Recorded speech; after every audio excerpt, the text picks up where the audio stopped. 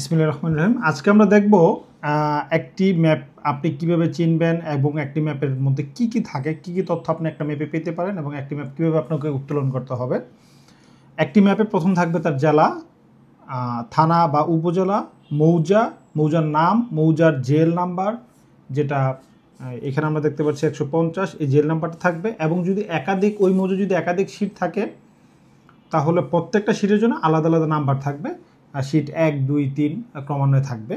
আর একটি ম্যাপে আরও কিছু তথ্য থাকে, সেটা হলো উক্ত সিটে দাগ কত থেকে কত শুরু, কি পরিমাণ দাগ আছে সেটা থাকবে। তারপর সর্বশেষ যেটা থাকে একেবারে নিচের অংশে, সেটা হলো ম্যাপের প্রস্তুতকাল। ম্যাপের প্রস্তুতকাল দেখে আপনাকে বুঝতে হবে ম্যাপটি আসলে কি ম্যাপ, সিএস নাকি আপনার এসএ, আরএস, বিএস, বিডিএস, যেটাই হোক সেটা। ম্যাপের চারিদিকেই বিভিন্ন মৌজার নাম লেখা থাকে, যে ম্যাপের উত্তরে কোন মৌজা, দক্ষিণে কোন মৌজা, পূর্ব কোন মৌজা, পশ্চিমে কোন মৌজা সেটি।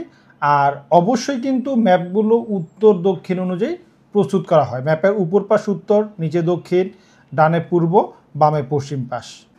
আর এই ম্যাপ তোলার ক্ষেত্রে আপনাকে অবশ্যই এই তথ্যটি জানা থাকতে হবে যে আপনি কোন ম্যাপটি তুলবেন, জেলা, থানা, মৌজা, জেল নং এবং হলো আপনার সিট নাম্বার অথবা দাগ নাম্বার।